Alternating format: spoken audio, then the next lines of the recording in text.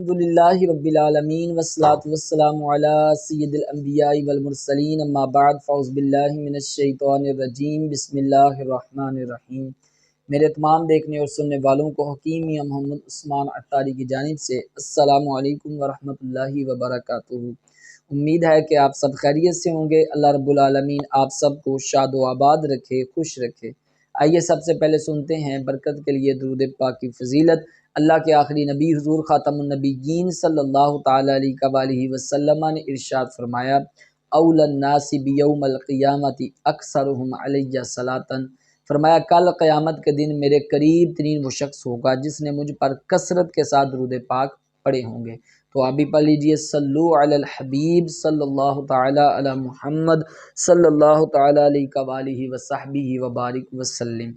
آج میں آپ کے لیے لے کے آیا ہوں نعت پڑھ جانے کے لیے بہت ہی مجرب وظیفہ۔ اس سے پہلے جنہوں نے میرے چینل کو سبسکرائب نہیں کیا، میرے چینل پہ نئے ہیں تو وہ میرے چینل کو سبسکرائب فرما لیں اور بیل آئیکن گھنٹی کا جو نشان ہے اس کو دبا کر آل پہ کلک کر دیں تاکہ میری ہر آنے والی لیٹسٹ ویڈیو آپ کو آسانی کے ساتھ مل سکے، اور ثواب کی نیت کے ساتھ ویڈیو کو لائک اور شیئر کر دیا کریں۔ معزز ناظرین، اس سے پچھلی ویڈیو میں نے پتے کی پتھری کے حوالے سے وظیفہ بتایا تھا، تو میرے بہت سارے بزرگوں نے، میری بہنوں نے جنہوں نے فرمائش کی تھی، اور میرے بھائیوں نے بہت ساری دعاؤں سے نوازا، بہت اچھے فیڈ بیک دیے، بہت ساری محبتوں سے نوازا۔ اللہ رب العالمین آپ سب کی محبتوں کو سلامت باکرامت رکھے۔ معزز ناظرین، مجھے بہت ساری بہنوں کے، بہت سارے بھائیوں کے SMS آئے، فون کالز آئیں کہ حکیم صاحب آپ جو ہیں بیلی بٹن پین کے بارے میں بتائیں، یہ جو ناف پڑ جاتی ہے اور ناف پہ جو درد ہوتا ہے اس کے بارے میں بتائیں، جس کو پنجابی میں ترن کہتے ہیں اور اس کو سندھی میں شکی بولتے ہیں اور اردو میں سے ناف کہتے ہیں اور انگلش میں سے بیلی بٹن پین کہتے ہیں۔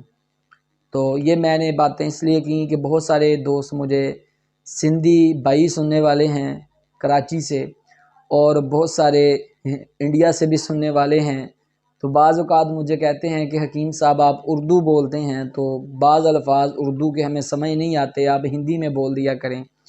تو بھائی میں کوشش کروں گا انشاءاللہ تعالیٰ کہ میں ہندی بولنے کی بھی، کہ اللہ تبارک و تعالیٰ مجھے یہ صلاحیت بخشے کہ میں آپ کو بھی سمجھا سکوں۔ معزز ناظرین، یہ نعت کیوں پڑھتی ہے؟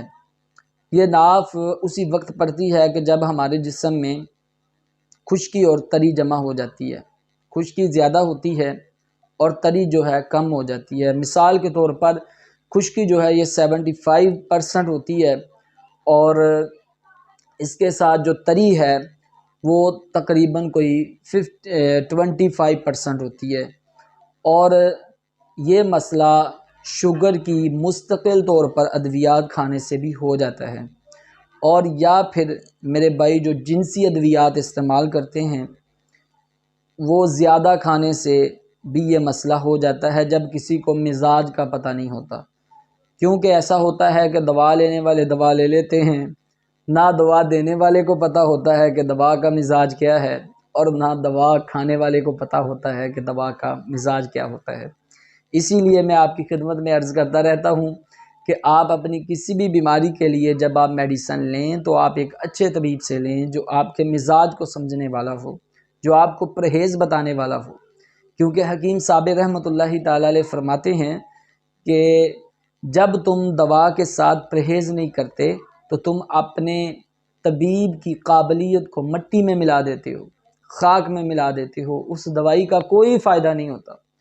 اور واقعی اس دوائی کا فائدہ ہوگا ہی کیسے کہ دوائی تو ہم نے لے لی، اب جن چیزوں سے ہم نے بچنا تھا ہم نے ان سے پرہیز نہیں کی، تو اب دوائی کا فائدہ نہیں ہوگا۔ جتنے دن آپ دوائی کھائیں گے آپ کو فائدہ نظر آئے گا، جب آپ دوائی چھوڑیں گے تو پھر آپ کہیں گے کہ مجھے تو یہ دوائی کھانے سے میرے تو پلے کچھ نہیں پڑا۔ تو یہ مسئلہ اسی وجہ سے ہوتا ہے کہ آپ نے پرہیز نہیں کی ہوتی، یا پھر آج کل ماشاءاللہ وہ کہتے ہیں نا پنجابی میں، نیم حکیم تے خطرہ جان۔ اگر اس طرح کے نیم حکیم ہمیں مل جائیں تو پھر بھی ایسا مسئلہ بن جاتا ہے کہ جسے نہ مزاج کا پتہ ہوتا ہے، بس وہ باپ دادا کے نسخے اٹھا کے دے دیتے ہیں، کھا لو۔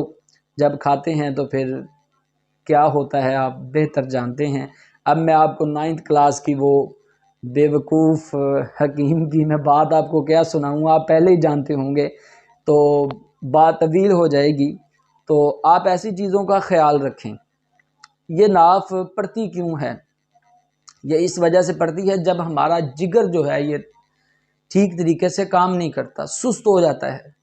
جب جگر میں سستی پیدا ہو جاتی ہے تو اس وقت جو ہے ہماری ناف پہ ایک درد سا ہوتا ہے، تو اس کے ساتھ کھانا ہضم نہیں ہوتا، ٹانگوں میں بہت زیادہ شدید درد ہوتا ہے، انسان سے چلا نہیں جاتا، تو اتنی بھیانک صورت جو ہے وہ بن جاتی ہے۔